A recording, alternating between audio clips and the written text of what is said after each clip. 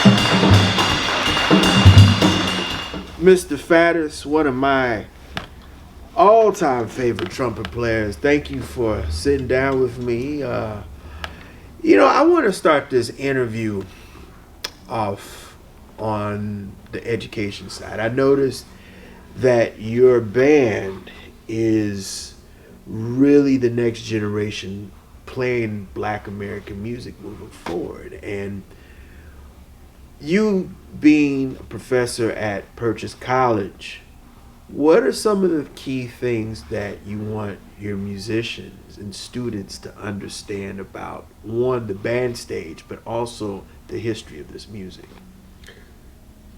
Well, the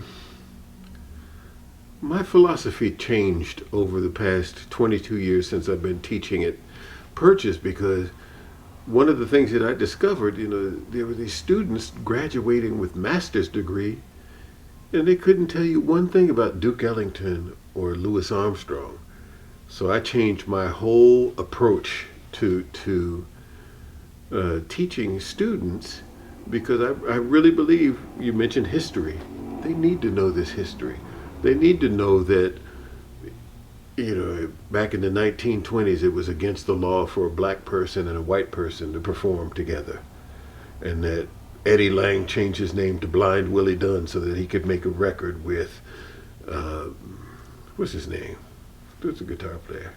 Lonnie Johnson. So they could do that together, because it's about the music, and the music is supposed to bring people together. But a lot of the young students only look at what's happening now, and they forget about, I can name you 100 jazz musicians, young trumpet players, for example. They don't know anything about Rex Stewart, Bubba Miley, Cootie Williams. They might know something about Louis Armstrong. Oh, didn't he sing What a Wonderful World, or Hello Dolly? But they know nothing about his artistry when he was recording those hot fives and sevens. Right. They did nothing about that. So I make them learn that stuff. And the gangsters ran him out of Chicago, where he went to Europe, and that's where he became a global sensation. Well, it wasn't gangsters, it was one gangster, and I think his name was John Collins, who had his managing contract. And then Louis Armstrong needed some help, and he went to Capone's guy, Joe Glazer. Right. And he got him out of the contract. I think they had to pay, at least according to Ricky Riccardi's book about that, they had to pay John Collins a year's wages, what he would have made, and then he was free of the contract. And Joe was his manager up until he died. Yeah. So I want students to understand that this music has a very strong yet painful background, foundation. It started in the fields, The blues. The blues, the field hollers, the spirituals in the church, prison blues. There's all kinds of different blues, but it started from I guess a position of pain, but hope, with hope. That there was always the promised land at the end of the road. And I want them to know that. I want these people to know about these young students from Korea or Spain or China or wherever. I want them to know about Harriet Tubman. I want them to be able to speak about Plessy v. Ferguson. I want them to speak about Dred Scott, or like Donald Byrd's middle name. You know Donald Byrd's middle name? Toussaint. Toussaint Louverture. Sure, right. And he was the revolutionary who caused Napoleon to sell the Louisiana Purchase to Thomas Jefferson in 1803. Napoleon saw, man, these guys, this is going to be too much trouble here. Let me get rid of that. They have to know that. And then how did that develop and become jazz? The experience. So the Civil War, the instruments left over on the battlefields, instruments show up in pawn shops. Then we get somebody by the name of Buddy Bolden. And then we get a King Oliver. Then we get Young Louis. And New Orleans, that was the only city where slaves were allowed to practice their arts, whether it was dance, whether it was music, whether it's crafts. That was the only city. Congo Square. Mm-hmm. Very, very important. And other countries that brought slaves over, like the Spanish who brought the slaves, they didn't take away the drums. When the slave masters are here, when they found out that the slaves could communicate with the drums, first thing they did was take the drum away. These young kids don't know that. Well, I want to listen to Tony Williams. They need to know. They need to know that those are the musicians that are the foundation for everything that's going on. And it's not separated. It's not separated from what was going on socially. Duke had to play for segregated audiences. It's a lot of that's painful stuff. And he let him call his music. They called it jungle music because it's supposed to be some kind of exotic thing. But our greatest composer, he had to go through stuff too. Right. So I want them to know that without their sacrifices, their pain, their struggles, that if they hadn't gone through that stuff, we wouldn't be here today. We wouldn't be able to play. I said, we couldn't play. People wanted. I read an article a couple of weeks ago that up until the 1960s, there's a farm in Louisiana, out in the boonies, still had slaves. Not the 1860s, the 1960s. Mm-hmm. Wow. So they, that stuff, that caught, and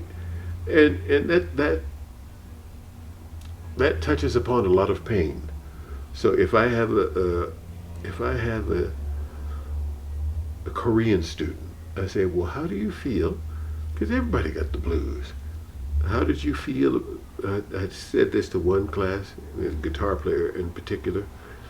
I said, how do you feel about what the Japanese did to Korean women during World War II? And the Japanese haven't apologized for that. And he looked at me and said, my grandmother was one of those women. What the Japanese called a comfort women. They had to, but they turned them into prostitutes and made them service the soldiers. And I said, I want you to write a song that represents how you feel. And this guy wrote some of the most poignant, beautiful, yet sad and touching music I ever heard. And he said that was the hardest assignment I ever had in my life. Because it brought up so much. The experience. Yeah, it brought up so much emotions for him. But once we deal with it, then we can move on. We can turn the page. But we still have to keep an eye on that, make sure it doesn't happen again. And that's what they're trying to do now. That's what one political party is trying to do. Cancel culture, all of this stuff we're starting to see.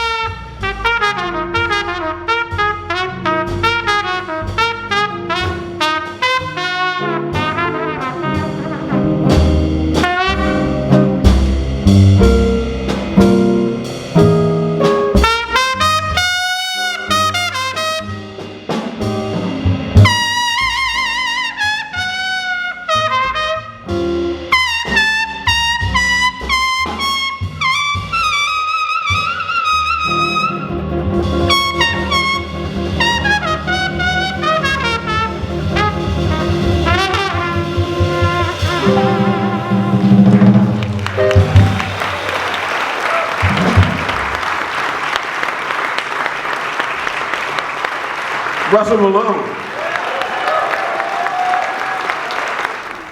One of your students right now is taking the music jazz world by storm, Samara Joy. Mm-hmm. And one of the things that I've noticed about her is that she really is taking a concerted effort to understanding not only how to sing, but to interpret the words to her generation. How do you feel about Samara Joy's success right now? Unbelievable. I was here when she won the Sarah Vaughan vocal competition at the Y.M.C.A, and I was so proud of her. She was one of the hardest workers I've ever had as a student in my like 23 years of teaching at Purchase. I've only had maybe 5 A+ students. She's one of them. Mm. The guitarist that's playing with me tonight is another one. And there are a few others that they put their nose to the grindstone, and some of the things that I had to tell her, and not critical, but I had her to, she started listening to solos and writing lyrics, and I could tell that some of the lyrics she was writing were from personal experience, because a lot of the things she would write, maybe it was an Art Farmer solo or something like that, had to do with sad relationships. And so I said, okay, well, here, do this one. Fats Navarro, Nostalgia. And it's on a new record. Mm. So it gives me a lot of joy to see, a lot of joy, Samara Joy. It makes me very proud. I'm very proud when a student can just take the information you give them and run with it. And that's all I did. I gave her the information, and she took it and went with it and turned it upside down and inside out and created something new. You were very, very instrumental in the 70s when you moved from Oakland to New York. Two of the most important things that you did to cut your teeth was, one, you played with Lionel, you played with Thad Jones, Mel Lewis, Dizzy Gillespie, but you also were an in-demand session musician. Yeah. Now that New York is different, the music scene has changed, do you think that a lot of the younger musicians are missing out on the opportunity to play the different music styles that you accomplished as you were learning and studying the music? Yes and no. These young musicians have access to so much music online. You can pretty much go to YouTube and put in such and such, and it'll be there. It's not a situation where there are a lot of musicians doing a lot of recording, like they're doing in Nashville, like they're doing in LA with films. But one of the issues that I see is that, and I used to talk with Phil Shapp about this. Look, man, these kids aren't getting the right information. And someone told me a couple of weeks ago, well, we got one guy teaching on faculty, and he says that the inventor of bebop was Lenny Tristano. Wow. Or we have statements coming out that Johann Sebastian Bach invented jazz. Wow. I guess one of the problems I'm having with today's music and just pop culture in general, John, is the fact that everyone wants to be dumbed down. The lowest common denominator, I'm talking about reality TV. I've fallen out of love with hip hop. It seems like now everybody is going for the jugular, and they're forgetting about integrity and art. And I think it's kind of showing in the music. Not kind of, it is showing in the music. The music of your generation had a whole kind of depth and caliber to it, and it's like now jazz music and blues music are like on the low end of the totem pole culturally, and it's unfortunate. One of the things that Dizzy said after his State Department tour, that he did in 1956, where he went to Greece and Iraq, and Pakistan. You see pictures of him riding a camel or sitting down with a snake charmer playing his trumpet for Cobra. He said jazz is too good for Americans. And I think what he meant by that was that what you just said, that people don't want to have to think about it, or they don't want to understand it. They won't take that effort. But you go to Japan, night and day. And people show up with a stack of records for you, son, because they've been studying and listening to the music and they love it. But that's why I want to teach all of my students the importance of race and how that helps create this music. And Dizzy also said, look, Louis Armstrong, Duke Ellington, that music was left for everyone. And if you can hear it, you can have it.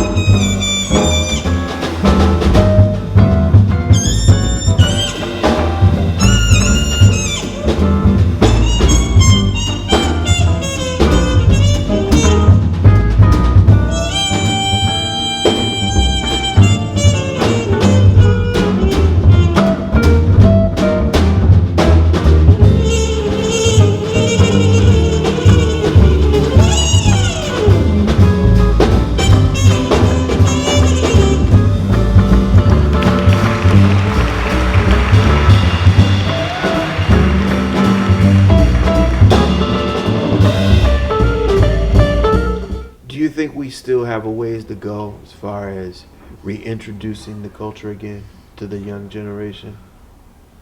A ways to go. Yeah. A long, long, long ways to go.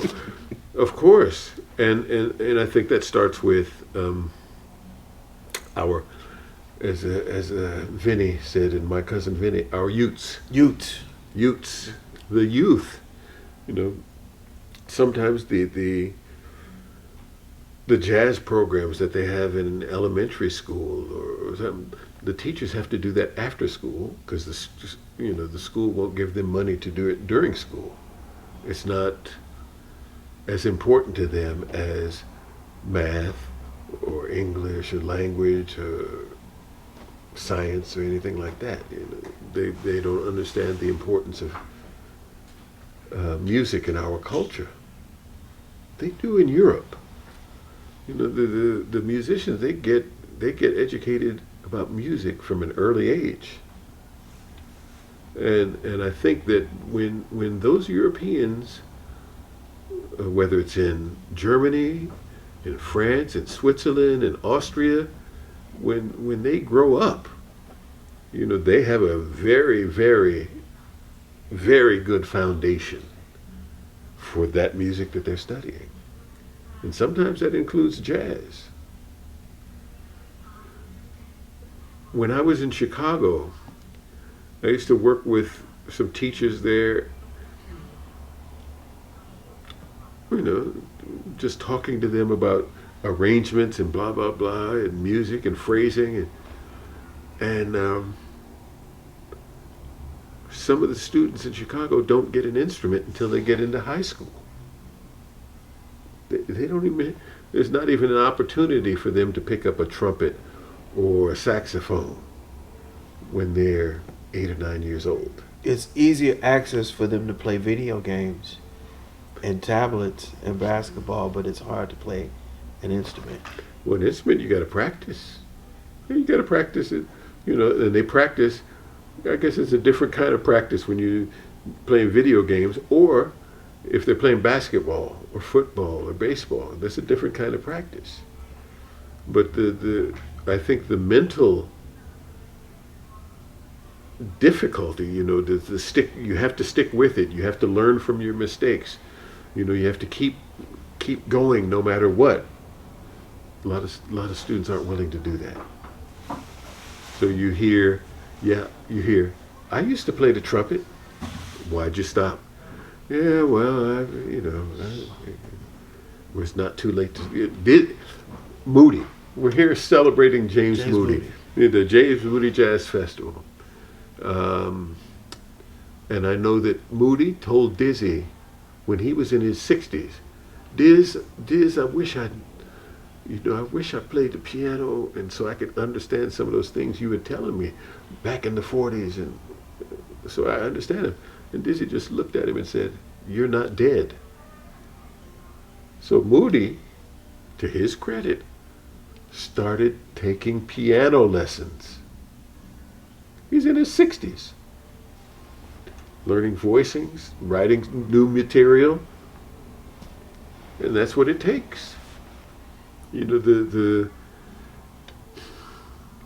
When I came to New York, you talk about the 70s, when I came to New York and I was with Lionel Hampton, a lot of older musicians really looked at me and they could see that I really loved the music.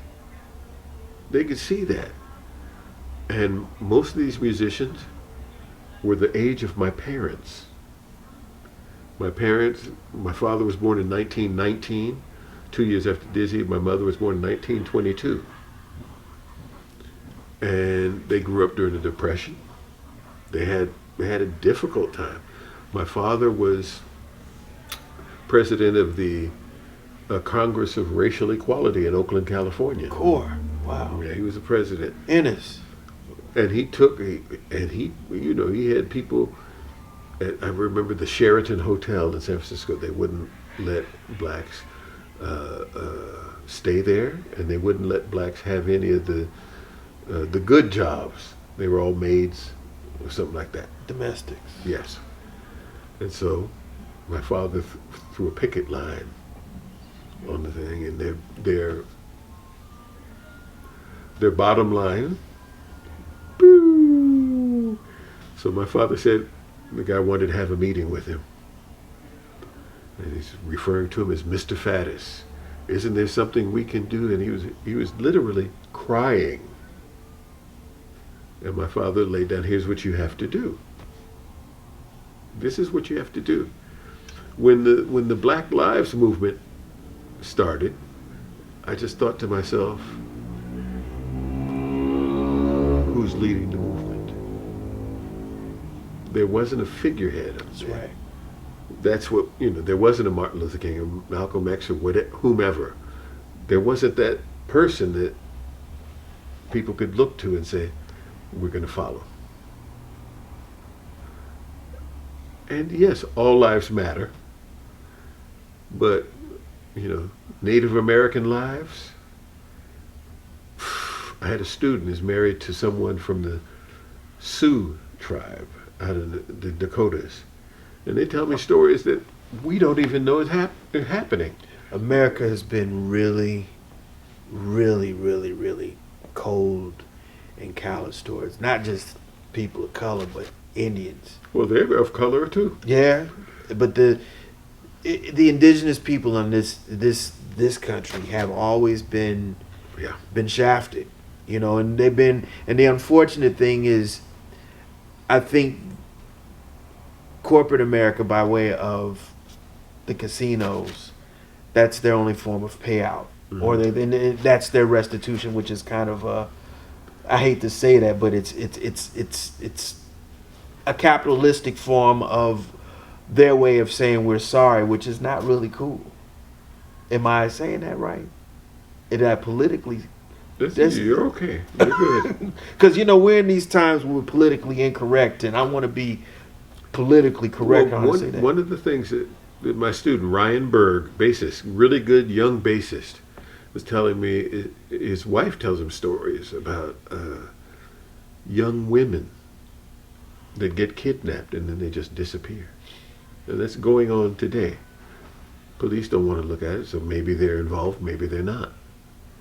But they don't do anything about it, and it's going on as we speak.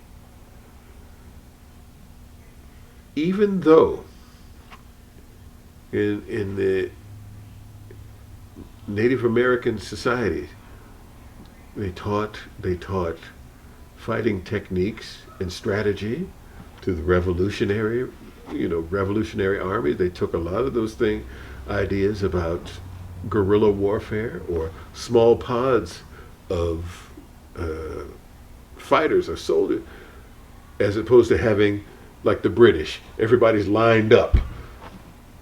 They got that from the Native Americans, Right. And they got ideas of democracy from the Native Americans. I'm gonna tell you, it's kind of a funny story.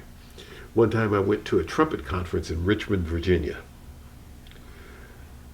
and I was endorsing Schilke trumpets, and the guy said, "Oh, I'll get you a room," and he called the Jefferson Hotel. And he said, "Yeah, I got your reservation for tonight."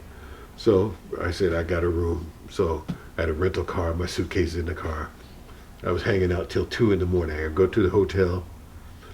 There's one elderly white lady behind the desk, and there's one bellman who happened to be black, and he's standing in front of the pillar, and he's got his arms crossed like this, and he's just watching.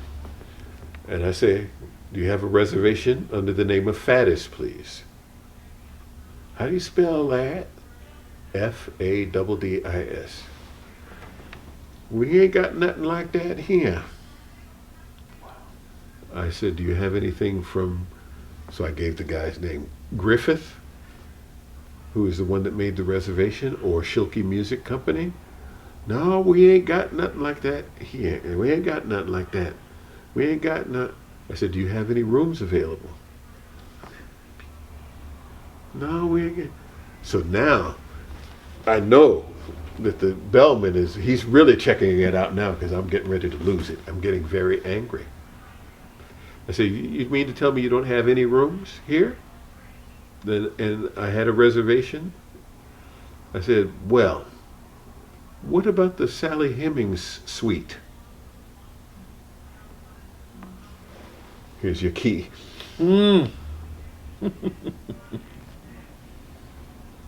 Guilt? Mm-hmm. Yeah. But sometimes you just have to call people on their stuff. You have to. And I was being respectful, but I almost lost it. I can go somewhere. I can go to a Hampton Inn, Right. and stay. But I wanted to stay there because I was told I had a reservation there, and they didn't want me to stay there. And this was probably in the mid '90s. Wow. So maybe, almost 30 years ago, 20, 25 years ago, 26, 7 years ago. Yeah. So things like that are still going on. We have to be aware of them. People don't want us to be aware of them. We have parents dictating what should be taught, and they're banning books. Didn't Tennessee in this past election just abolished slavery? That's wild. Yeah, there were 3 states I think that did that, and there was one that didn't. They didn't abolish it. They wanted. Yeah. So I want young students to be aware of the foundation, not only of our music, but of the culture. If I have a Chinese student, I talk to them about what happened to the Chinese. They weren't treated well here either. They put them to work on the railroads. They built the railroads. They were very, very discriminated against as well. The Japanese during World War II. Internment camps. Yeah. My father and one of his friends, or one of his co-workers, they started an intercultural exchange. They were teaching in high school in California, and they started a program of intercultural exchange that got picked up by the University of California at Berkeley. And his co-creator was Japanese, and as a young boy he was in an internment camp. And he said one day he saw, a kid, they were playing ball, and the ball went over the line. And these kids are 4 or 5 years old, 6 years old. It went over the line that you're not supposed to cross. And this kid went and chased the ball, shot him, killed him.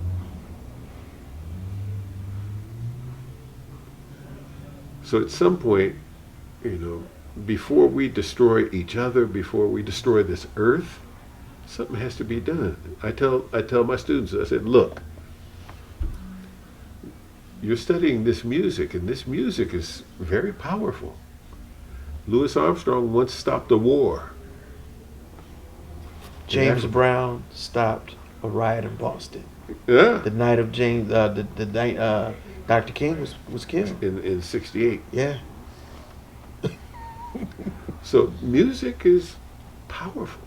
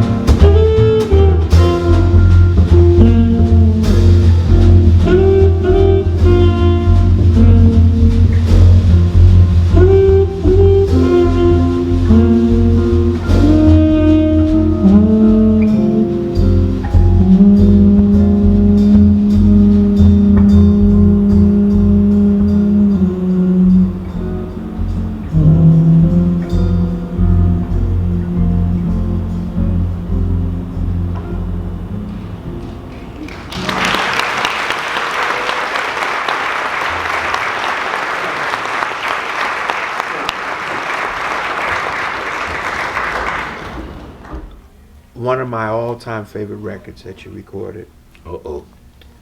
was the album that you did with Oscar Peterson. And I have to bring up Norman Granz because Norman, Jazz at the Philharmonic, Verve Records, Pablo Records, he saw the music and the artistic integrity of the art, not color. And he made the music very, very, very marketable, but also he made it the people's music. And I read something. Norman offered to manage you and you turned him down? I did. Wow. And at the time, he was managing Ella Fitzgerald. He was managing Oscar Peterson. He said, put together a band, I'll manage you. Wow. I wasn't ready. I was scared. I was afraid. But you recorded a hell of a record with Oscar Peterson, man. And I thought I did a good record with the quartet with Kenny Barron and George Mraz and Mickey Roker. Youngland. Yeah, right. So, looking back at it now, I mean, there are no regrets. I mean, that's a regret, but you've worked with Quincy Jones, you've worked with Clint Eastwood, you've had a very, very prolific career. Well, looking back, I don't know if I would change anything. You know, I would like to think that when Duke Ellington called and said, I'd like you to join the band, I'd like to think I would say, I would love to. That's because of what I know now. When I was in Hamp's band, Count Basie wanted me to join his band. They sent a telegram, Jon Faddis, care of Lionel Hampton Enterprises, 165 West 46th Street, New York, New York. I never got the telegram. Wow. They hid that telegram. So, you know, choices were made. If you change those choices going back, you never know how things will turn out. So I turned down Norman managing me and not having a really special jazz career.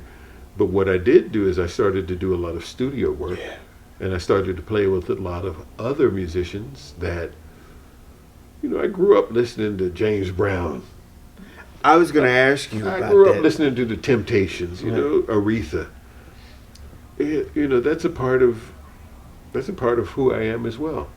You know, I didn't grow up listening to Barry Manilow. I didn't grow up listening to Paul Simon and Garfunkel, but you know, the studio experience took me to different places.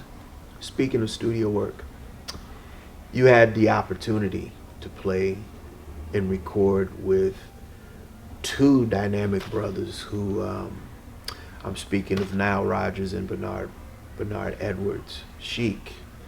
And they did Sister Sledge amongst a lot of other great records, but you had an opportunity. I want your love. I want beep, your love. That's me on the beep, the trumpet. What was it like working with those two guys? You know, I came in at the tail end. When I came to New York, it was the tail end of those great recording sessions where you'd walk into the recording session and you'd have a trumpet section with Clark Terry and Snooky Young and Ernie Royal and Joe Newman, and Oliver Nelson is writing the charts, or Thad Jones is writing the charts, or Lalo Schifrin. I came in at the tail end of that, and then it sort of morphed into overdubbing. So when I would work with a lot of groups or artists, you know, a lot of times it was just me and maybe 4 or 5 other horn players in there, and we're overdubbing. And we don't really have much interaction with the producers or the artist. Your trumpet solo is notorious on the Cosby Show, the Rebopping, where Cosby has his father's having a reunion with all of his friends, but you're on that album. You're on the Cosby Show album, the original with Grover Washington. If I am. yes, you are. I got it. Yeah, it's called Rebbopping. You know, there's a young man sitting across the room who's a very talented young drummer, and I was just talking to him about writing and arranging material. And I'll tell you why. At that Cosby session for the well, we did something for Little Bill. That was a different session. That was a few years later. And there was a piece, and I looked at with Jackie McLean was there, Ron Carter, Don Braden. So, you know, I looked at this piece and I said, can I take this home? I got the piano part. I took the piano part and I wrote like 12 measures of like a horn solo. And when I brought it in, Jackie McLean said, man, that sounds like Lenny Tristano or something. And Cosby said, man, I like that, leave it in. Wow. And checks started rolling in. Saved me.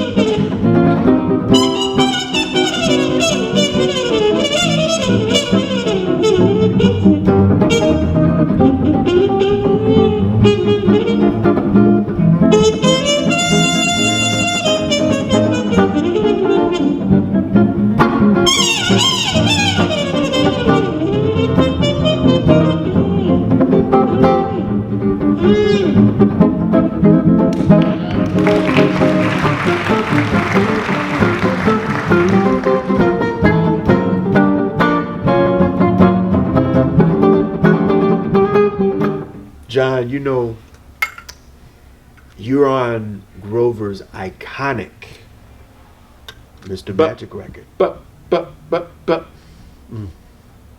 I've interviewed Mr. James on the Pace Report a couple times. Yeah. Tell me what it was like working with Bob and Grover and Creed Taylor.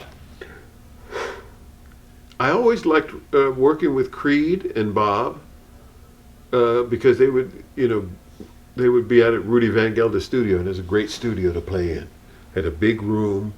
A lot of the big studios in New York, Columbia 52nd Street, 30th Street, Columbia, those were great rooms, but they started putting in booths.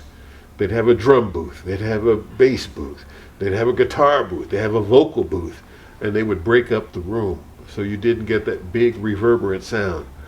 But the first time I went out to Rudy Van Gelder's, it was for Bob James and his first record, Night on Bald Mountain. maybe that was the second time because I played out there on Lee Morgan's last recording session that he did. We did a big band session for Charles Erland called Right. Intensity. Intensity. And it was Victor Paz, me, Virgil Jones, and Lee Morgan. That was the trumpet section. And so I got called to go to Rudy Van Gelders to play for Bob James. And so I called Babe's Taxi, because that's what Dizzy would call Babe's Taxi, and they would take him to the studio. You know, he'd be in the city, they'd come pick him up in the city and take him home. He lived in Inglewood. So I called Babe's Taxi, and I said, am I paying for this? And the guy said, no, this is charged. And so when I got to the studio, Creed was kind of mad. Because how did you know about Babes? I said, from Dizzy. So it became okay. And it was really okay when I started playing those parts. You know, because Bob had written some high stuff and they weren't happy with the way it sounded. So I just went on top, nailed that stuff, and they were happy. Was Bob better as an arranger, or was he better as a producer, in your eyes? Well, at that time, I don't think he was producing. You know, his production stuff came later. After Yeah. Westchester Lady. Yeah. I mean, he was a great arranger, and he was a great pianist. You know, there were times when Mel would call me, Mel Lewis. Roland can't make the gig tonight. Can you get a piano player? I said, call Bob James, and he'd come in and play.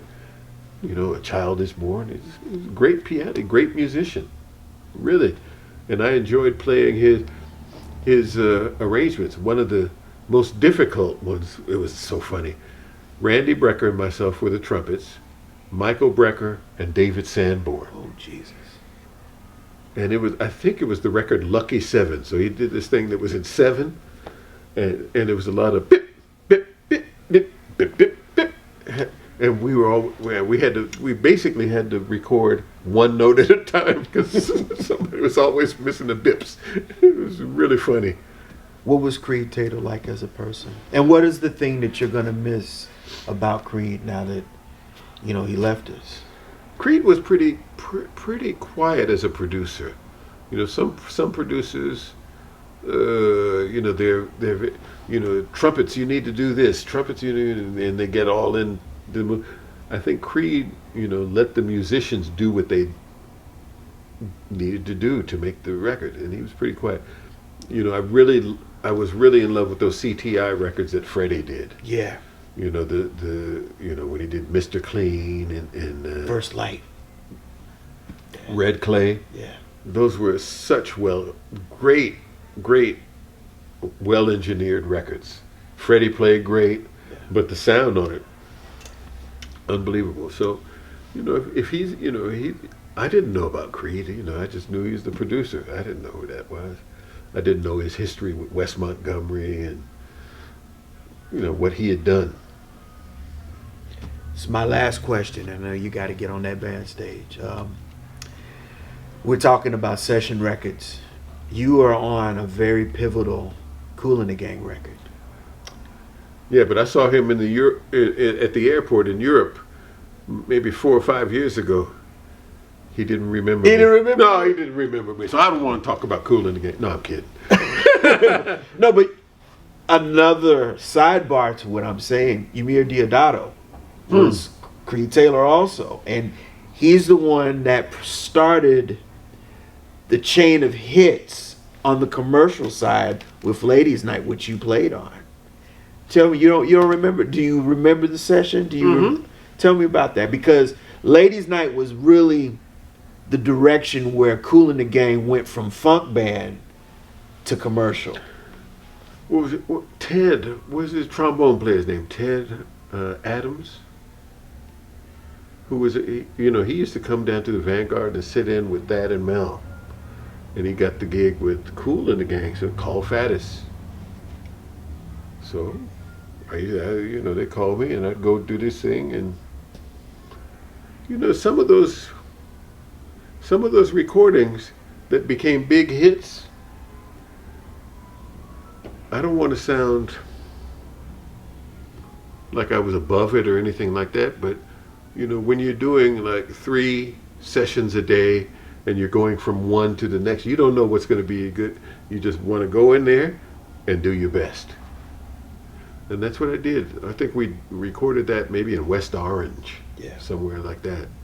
So that was a little bit of a trek. Go out to West Orange, record it, and go do the next one.